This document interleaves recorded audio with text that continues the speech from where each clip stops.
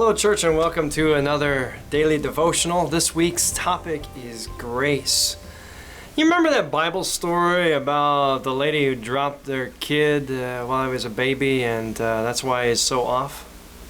No, that was a joke you heard. No, really. It's in there.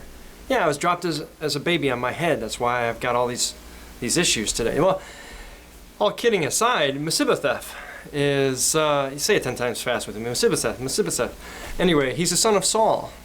And the story tells us that his nurse, while fleeing the house in fearing for Saul's children's lives, all of them, because they're about to be killed, that she drops Mephibosheth, and he has a deformity for the rest of his life. He's not able to walk right, and he has some disabilities. And normally when a king would take over after somebody's kingdom ends, so Saul's is ending, David has taken over the kingship.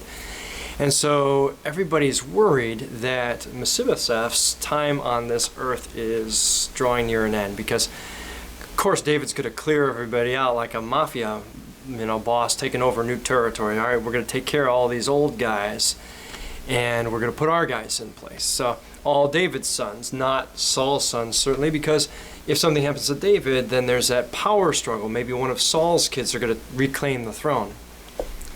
But David did something very different than that. He, to the shock of everybody in his court, in a powerful move of grace, says, Mephibosheth, you're to come and live in my palace as one of my sons.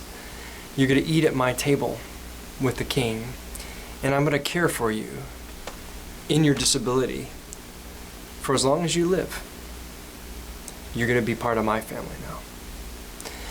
It's a little known story about an amazing grace. Somebody who David doesn't have to do anything for. In fact, politically and strategically, it's the wrong thing to do, right? You don't keep potential usurpers around. But here's one of those places where I think, the scripture often describes David as having a heart like God's. David doesn't see a threat. He sees somebody who's hurting, and he's always kept this love, even though Saul was trying to kill him. He's always kept this love and respect for whoever God put into that place. He says, out of respect for the former King Saul, and out of seeing what is going on with you, Mephibosheth, you come be part of my family. And so there's this beautiful story of grace. Now Mephibosheth's getting some trouble when David's son Absalom threatens to divide the country in civil war and take his father's throne by force. But in the end, David always looks kindly upon him. And Mephibosheth is this beautiful example of how we can make room at the table for somebody who everybody else tells us we have no business being in relationship with. And David says, this is how I see God. This is how I respect the former king. Come break bread with me.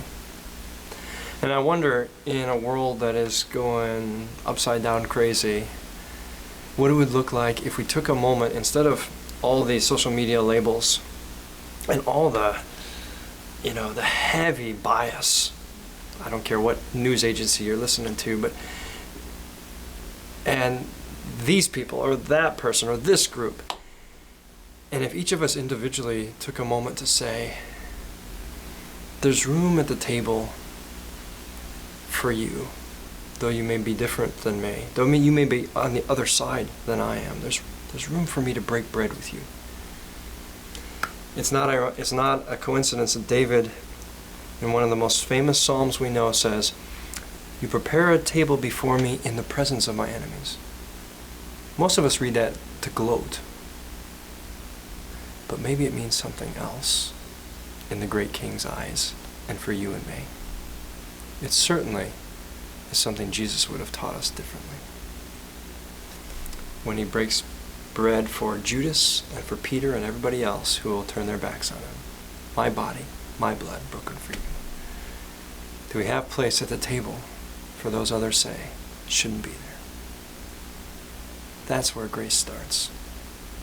Not where we deserve, but where we make room for all of us, the full humanity of who we are in the eyes of God.